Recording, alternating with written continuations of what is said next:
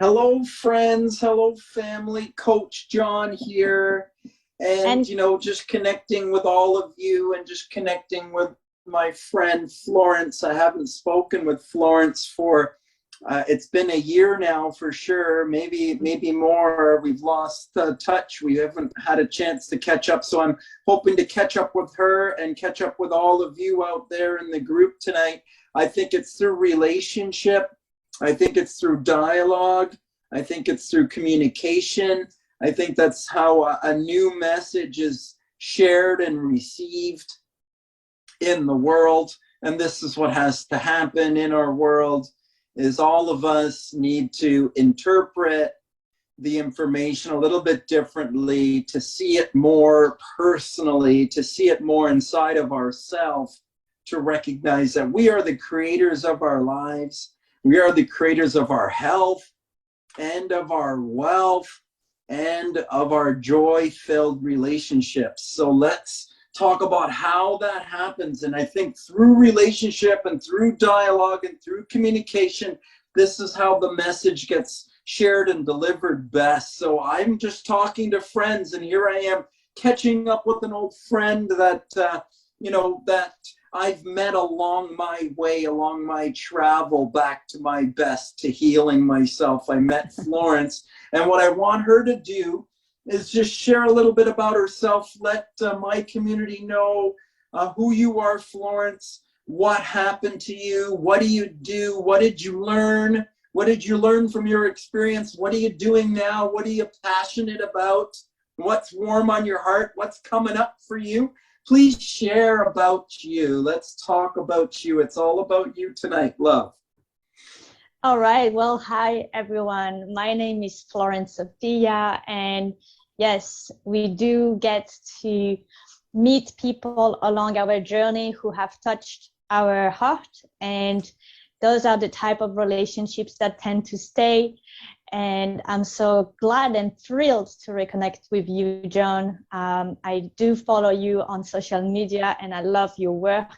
So I'm really blessed and honored to be here with you tonight and catch up on what I've been up to. And I love all the work that you are doing. So I'm very excited to contribute and share part of my journey over the last few months, few years, and how I have grown. And the result of my personal growth is really, truly the workshop that I've been promoting on my social media, which is a workshop happening on April the 4th, so coming up very, very soon.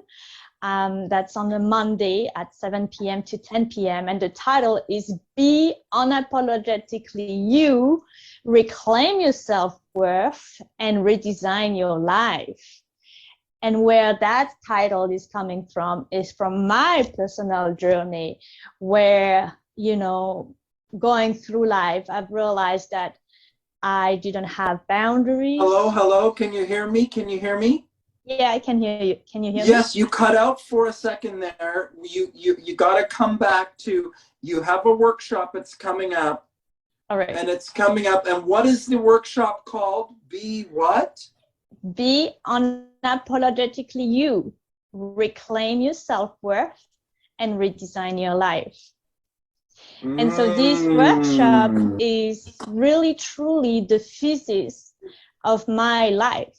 It is the work that I have been doing over especially the last couple of months, growing and transforming my mindset, transforming my relationships, transforming my environment. And all that really starts by going within, allowing ourselves to let go of the judgments of self, allowing ourselves to remove the need to compare ourselves to other people that are around, where I should be in life, because society is telling me that I should be married, that I should have children, that I should have a house. I should. Eat this, eat that. Yes, you should do so many things or else you're not good enough. That's exactly right. And you actually hit it on the nail. And that's where the workshop is about reclaiming your self-worth, because by us having that ingrained unconscious tendency to compare ourselves, to judge ourselves, the conversation in our heads for most humans and most people is, I am not enough. I am not worthy of the relationship. I am not worthy of the house. I am not worthy of the promotion. I am not worthy of anything, because there are those voices in our head that have been programmed, and the work really starts by unprogramming that. And the best analogy that I have for this is just like a computer. How often do we get a notification on our phone or on our laptop that we get to upgrade our phone? Every other month. Yes. True? Quarterly at least, yes. At least. And how often do we reprogram our mind? How often do we reprogram our thoughts? Last time I checked, it was in my childhood. Yeah. We're taking some bad habits from when we were kids, and we still running with those same broken habits today. That's right. That's exactly you gotta right. do this and make a better life for yourself. Yes, exactly. And so we can only do the work and reprogram ourselves if first we become present to it. And that is the first pillar of the workshop that I will talk about. My workshop has 4 pillars. Those are the 4 pillars key to be unapologetically you. Number 1 is the power of the now. Number 2 is the power of knowledge. Number 3, the power of intuition. And number 4, the power of the unknown. And that's what will be unpacked one by one in that workshop. Did you need me to repeat? Could you repeat the last one? The power of the unknown. Unknown. Oh, very nice. The possibility. The power of the possibility. The power of the possibility that we humans are so afraid of. We are so afraid of the unknown because we are so used to hanging onto what's familiar. We are so afraid to take risks because we may get hurt. And we are running a programming that is since the caveman, thinking our body, our unconscious mind thinks that there's a lion that's gonna come and hunt us. So we are afraid somewhere inside in our gene, in our mind, that if we go alone on our journey of being unapologetically to anybody around us, and we don't take the whole tribe with us, we're gonna die. So that's what I will teach all of you on how to overcome that and how to go through life embracing the unknown. That's the 4th pillar. But coming back to the first one, the power of the known, the power of the now, which you talk a lot about, John. The power of the now is mostly linked to the breath. It's mostly linked to being able to notice. The practice of your routine in the morning when you walk onto the beach, just feeling your body. And so by being present, it's not just present to your breath, it's present to you. Who am I in this moment? Or who am I not choosing to be? What are the thoughts that may be running? Yes, it's to become the observer. It's to move into the observation of the moment, to be watching rather than critical of yourself. I'm not being critical of myself. I'm just watching myself. This is And different than when you catch yourself being critical, don't beat yourself up for being critical on yourself. Just notice.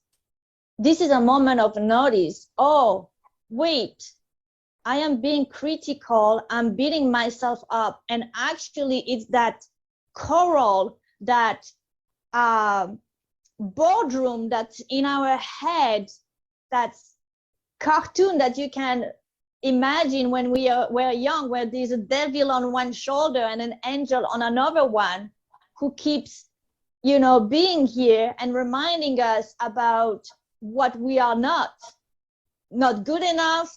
I'm not smart enough. I'm not beautiful enough. I'm not wealthy enough. And it's running through our head all day long because we've heard that in childhood for days and days and days.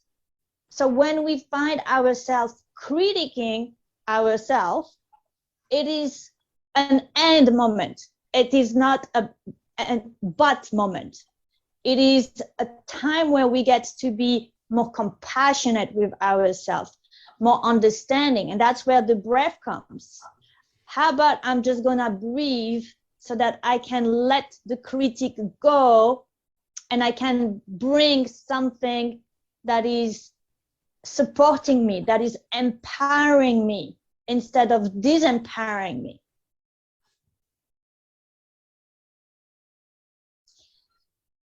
How does that land for you?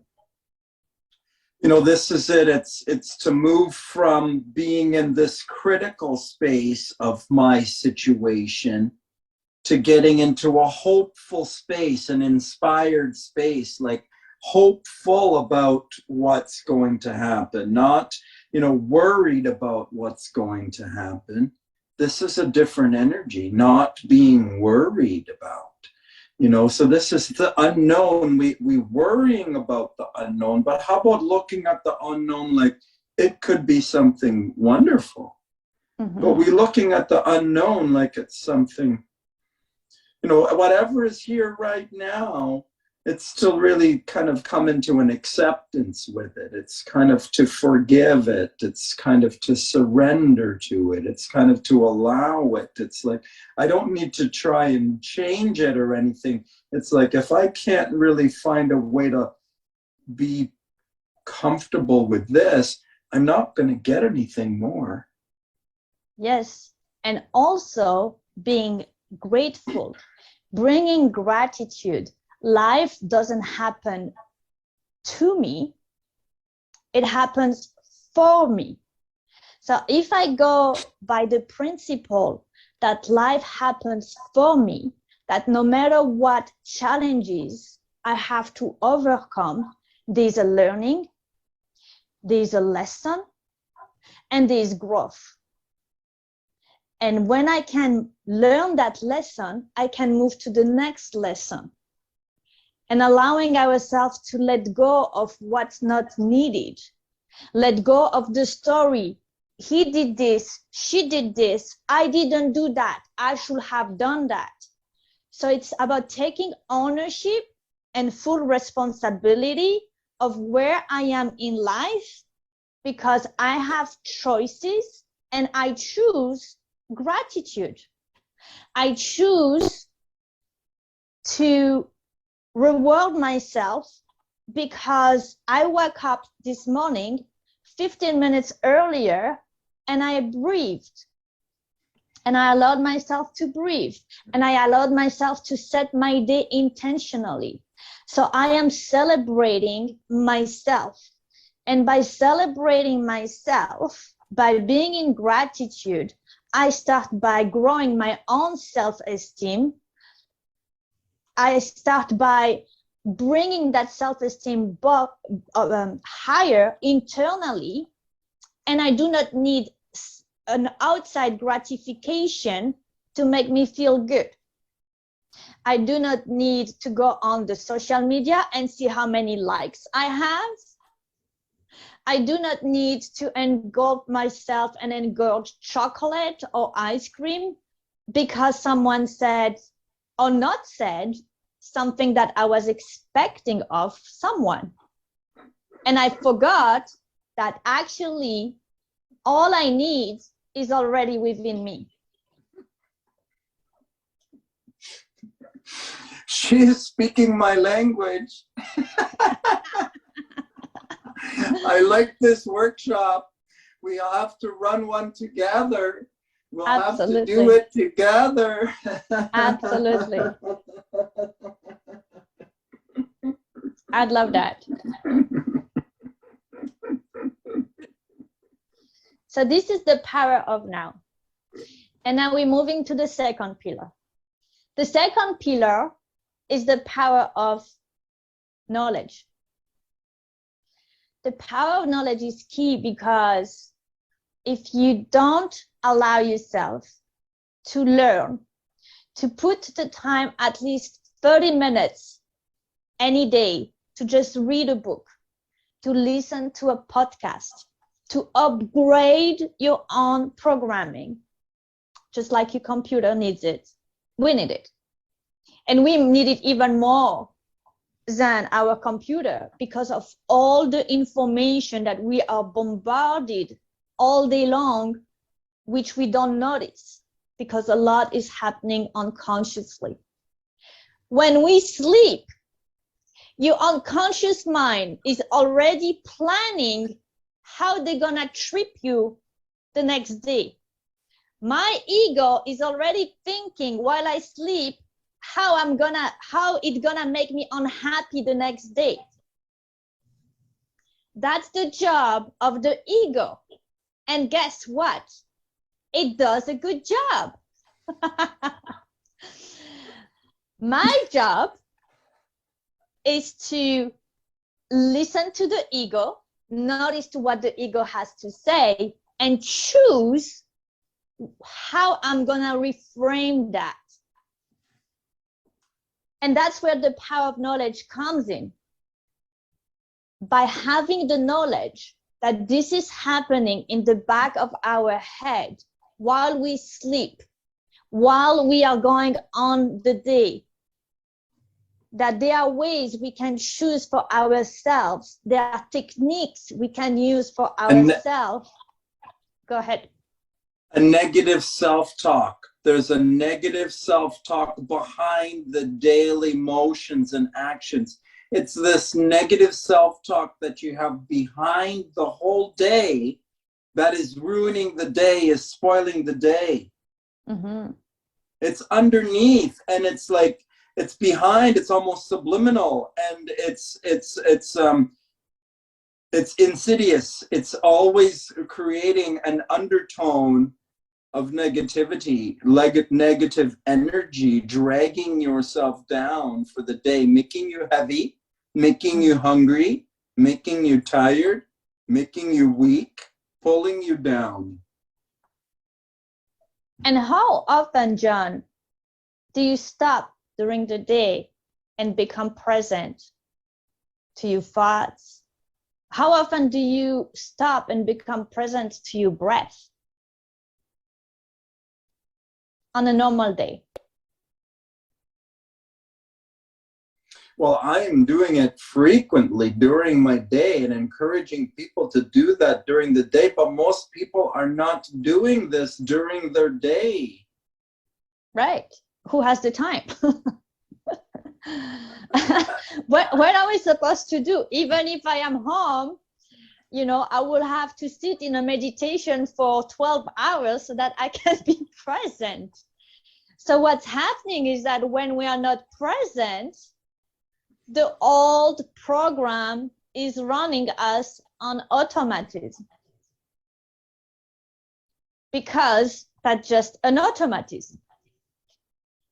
And so we get to replace the programming so that the automatism is empowering, so that the automatism brings us to where we want to go, to our goals, to our vision, to our beliefs, no matter how crazy they are. society is telling us that a fairy tale does not exist, that this is all in cartoons, that we could only believe it until a certain age, and after that, oh, I'm sorry, it wasn't true. Santa Claus is not true. It's not true. Your dreams, you need to come to reality now. You just have to pay your bills now. And imagine, I mean, like, I don't remember, but the shock that happens in our mind and the belief that ingrains in the back of our head carries us through life. I want to believe in fairy tale, and nobody's gonna tell me otherwise. And that's what being unapologetically me means to me. That I get to create the fairy tale, I get to empower my thoughts, and I get to be happy every day. My mind will tell me otherwise, and I get to work with my mind so that it eventually gets to the level of energy that I need to manifest my dreams and the abundance that I know I deserve. You are talking about predominant thoughts. You are talking about what is your daily predominant thought, because your predominant thought creates your reality. You want your predominant thought to be a positive, empowering thought rather than an automatic negative thought that you have programmed in your mind that's making you overweight, unmotivated, unloving, unfocused, and unhappy, unhealthy, and unhappy, and broke. Don't forget broke. Yes, that's a big one. That's a big one. And so allowing yourself to manifest the abundance in your life that you deserve, whether it's financially, whether it's physically, whether it's in your relationship, all that truly starts with mindset. It also starts with your environment. Transforming your environment so that the positive thoughts, the predominant thoughts that you are referring to, John, can start to shift. And it even starts with the cup I am drinking, my coffee. It always seems impossible until it's done. Nelson Mandela. It starts by the paintings that you have on your wall, by the home screen that you have on your phone, on your laptop. Even if you don't pick on it, your unconscious mind will do. So that's the power of knowledge. Moving into the third pillar, the power of intuition. This one is a big one that you talk a lot about, John, which is the female and the masculine energy, which is beautiful. And for a lot of us, there's a predominant energy that shows up in our life.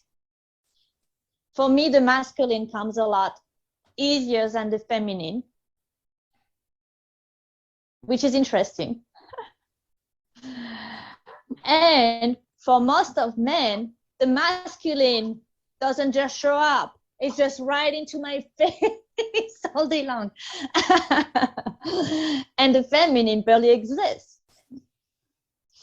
And so allowing yourself to recognize that and feel what it feels when you can bring a little bit more that female energy, that feminine energy.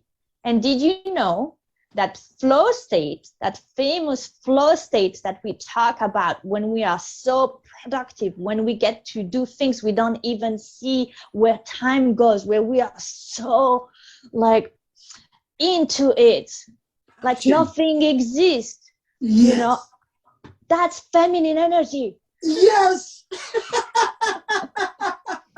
But let me talk about this one a second here. You and your masculine energy that you are now aware of more, I see. Tell me how your masculine energy matches up with the man.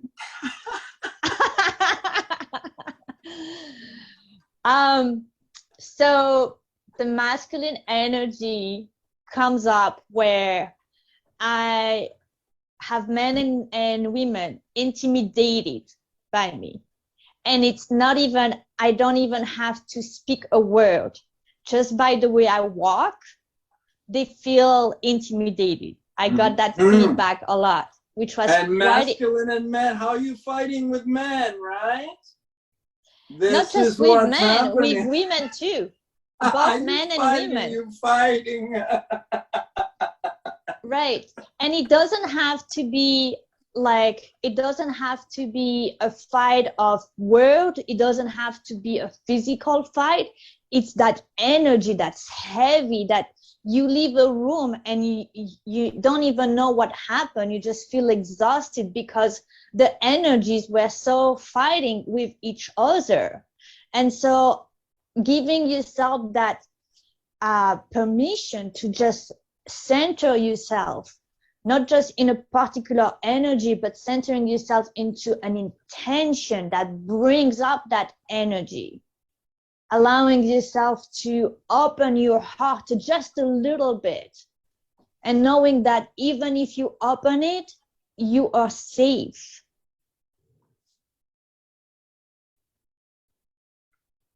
Because we are opening ourselves up to the other side, and it's a new side, because we are all wired to one side. We tend to be wired to one side, and this is normal. But if we're trying to have a new relationship, we're gonna have to learn how to kind of let the other side develop a little bit. Mm-hmm. And this is a little uncomfortable for us. This is love. To balance love, we have to open up this other side that is a little bit unknown for all of us. And it feels uncomfortable when we are growing, doesn't it? Mm-hmm. Growing is uncomfortable. There's no way to make it nicer. It's uncomfortable. It breaks us. It feels uncomfortable, but we're going to grow. We're going to learn. We're going to become better, unfortunately. And the other thing is, when we can start playing with those energies, we get to notice that our relationship change, first and foremost with ourselves, that people start coming to our lives that actually are bringing something that may be a learning, maybe support, maybe a project. It could be anything. When you are balanced in your body, in your mind, and you can open that to the universe, people start coming that you actually need it, because then things are balanced and you are open. So continuously growing into our journey. Some days may be better, some days may be worse, and it's okay. It's a tough one. Patience. It's okay. I don't feel so good today. It's not going good. I want to pull my hair out. I'm hating this right now. I'm going through something emotional. It's getting me very upset. It's okay too. And we have to even accept, even when we breaking down a little bit, or when we get upset, it's kind of a part of it too. It's okay. Society has taught us that negative emotions, guilt, shame, depression, anxiety, fear, all the emotions in the low vibration scale, yes, are not good. First of all, we shouldn't talk about it. We should not show it. Suppress it. We should suppress it. there is not one single curriculum at school that teach us about emotions. Emotional intelligence is actually the key to anyone's success, to anyone's abundance, to anyone's happiness, and nobody teaches that. I wonder why. Yes, yes. Florence is teaching that. Florence is teaching that. Hello, you need to have emotional freedom. It's at the heart of your disease. It's at the heart of your bank account problem. It's at the heart of your relationship problem. Being able to accept a bad day, being able to let yourself cry and be vulnerable, being yourself by being angry, being anxious, and being okay with that, and just allowing the low energy, the negative emotion, the one that is bringing you down, allowing it to flow through your body, allowing yourself to feel it, to feel the pain, and acknowledging that instead of suppressing it, understanding where it's coming from. Most of the time, it comes from something bigger, from childhood. So allowing yourself to sit with it instead of, oh, no, I got to hide that. I got to put my mask on. Which mask am I going to put on today? The fake one. Today's fake mask. Tomorrow is, let me be a hypocrite today. Right? Tomorrow I'm going to pretend I'm the millionaire in the block. And for Saturday, I'm going to be the cool dude. Right? We put all those masks and we suppress that we feel shitty, that we feel sad, that actually what we want is stay home and cry. And so why would that be wrong? Because when you let yourself go through the emotion, just like when there's a bad weather, there's a sun that comes right after. And that means being human.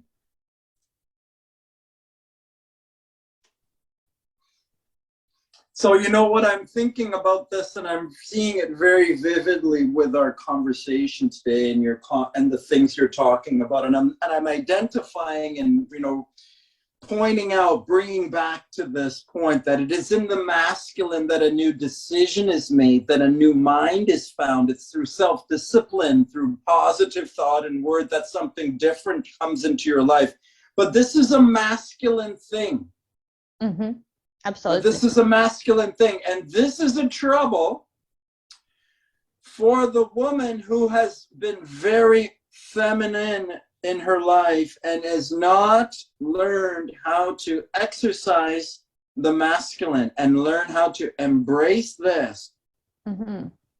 So this is the trouble for the women, to embrace this masculine, to develop it.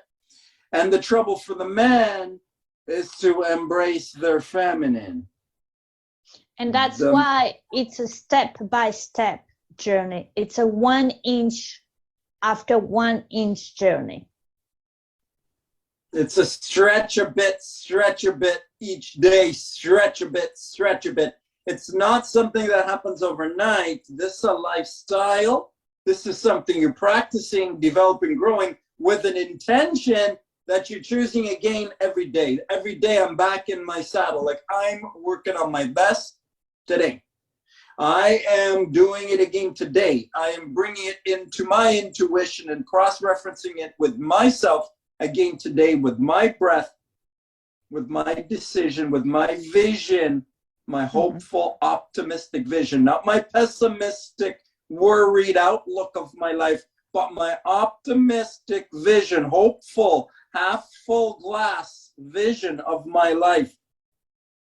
I am not a victim of my life. I am the creator of my reality. Absolutely.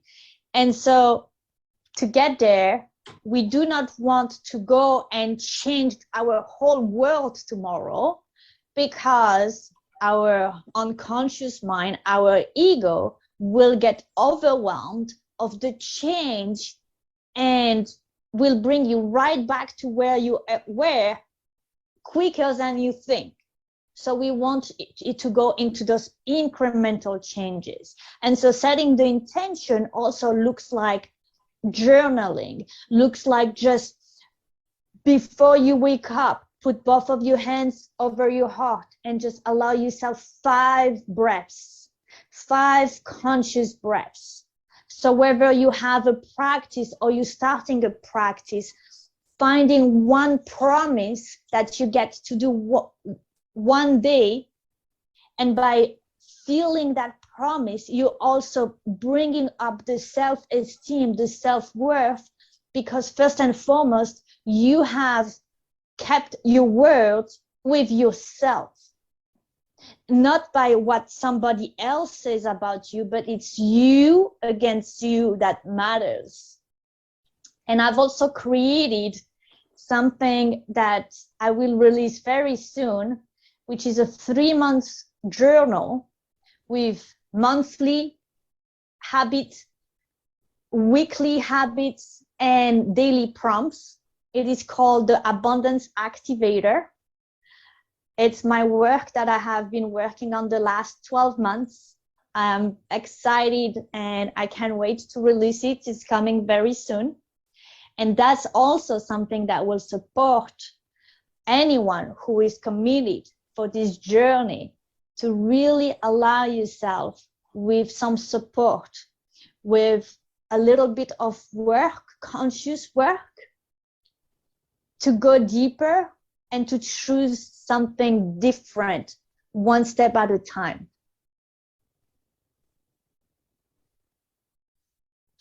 Well, I love it.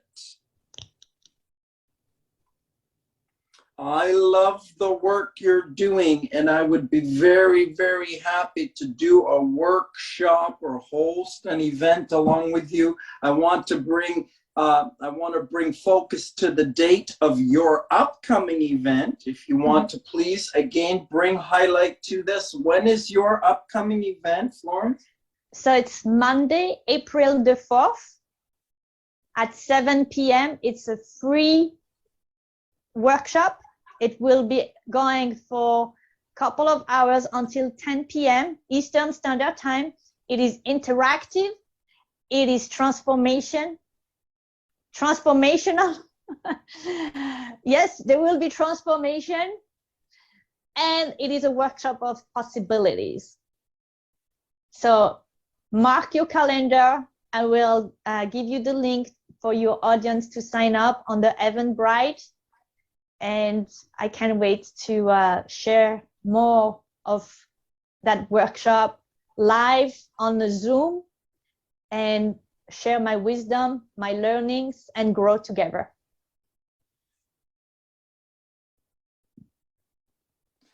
Thank you so much for joining on with me today and being a coach in my life. I so much appreciate feminine energy and sharing and coaching and bringing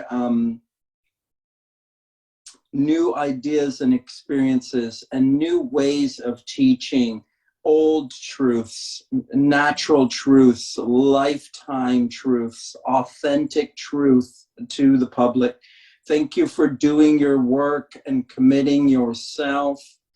Thank you for this time. I look forward to us doing some more things together. Absolutely. A big hug to you, John. A big hug to all of you. And yes, let's connect. Let's organize something and let's make it powerful. Awesome. Awesome. Bye-bye. Bye, everyone.